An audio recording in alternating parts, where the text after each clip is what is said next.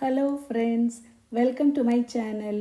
இன்றைக்கி நாம் மூங்கில் அரிசியில் சாதம் எப்படி செய்கிறதுங்கிறத இந்த வீடியோவில் பார்க்க போகிறோம். இந்த மூங்கில் அரிசி 30-40 ஆண்டுகளான முதிர்ந்த மூங்கில் மரங்கள் பூக்கும் பொழுது வரும் விதைகளிலிருந்து பெறப்படும் மிகவும் அரிதான சத்துமிக்க பாரம்பரிய தானியமாகும். பழங்குடியினரால் சேகரிக்கப்பட்டு ஆரோக்கிய உணவாக பயன்படுத்தப்படுகிறது. இந்த மூங்கில் அரிசி கோதுமை போன்ற சுவையை உடையது. பார்ப்பதற்கும் கோதுமை போல்தான் இருக்கும். சாதாரண அரிசியை விட அதிக புரதம், நார்ச்சத்து, கால்சியம் மற்றும் பாஸ்பரஸ் சத்துக்களை கொண்டது. சர்க்கரை நோயை கட்டுப்படுத்த வல்லது. மூட்டு வலி, இடுப்பு வலி மற்றும் முதுகுவலி போன்ற பிரச்சனைகள் சரியாகும். உடலில் உள்ள கெட்ட கொழுப்பை குறைத்து கொலஸ்ட்ராலை கட்டுப்படுத்தும். இரத்த அழுத்தத்தை சமநிலையில் வைக்க உதவும். செரிமானத்தை மேம்படுத்தும். உடலில் உள்ள நச்சுக்களை வெளியேற்றி நோய் எதிர்ப்பு சக்தியை அதிகரிக்கும். இந்த மூங்கில் அரிசியில் பொங்கல், கஞ்சி, பாயசம், பிரியாணி, தோசை மற்றும் வடை செய்யலாம்.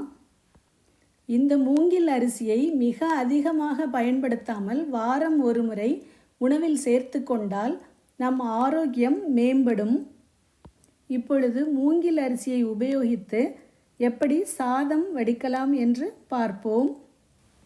இந்த மூங்கில் அரிசியில் சாதம் செய்கிறதுக்கு முதல்ல 1 கப்பு மூங்கில் அரிசியை ஒரு பவுலில் எடுத்துக்கோங்க.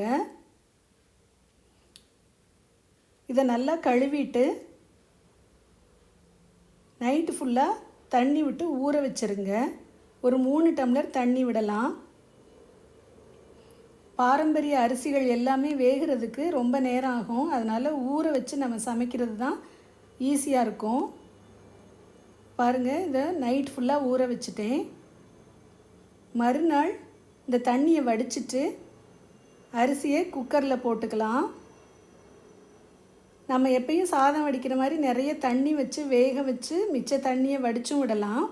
இல்லைன்னா இதை போல் குக்கர்லேயும் செய்யலாம். நான் குக்கரில் எப்படி வடிக்கிறது சாதம் அப்படிங்கிறத இந்த வீடியோவில் காட்டுறேன்.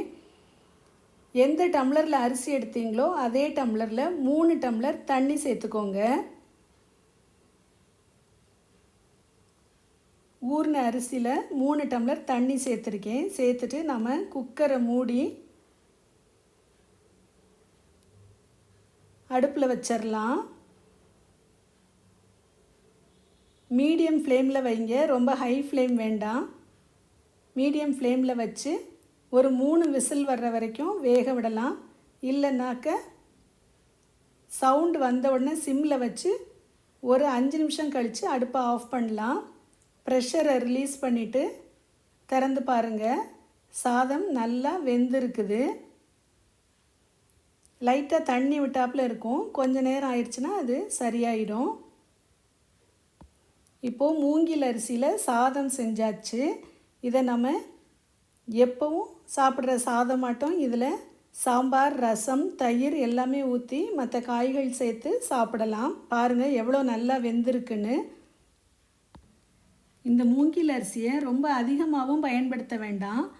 வாரம் ஒரு முறை உணவில் சேர்த்துக்கிட்டோன்னா நம்ம ஆரோக்கியம் மேம்படும்.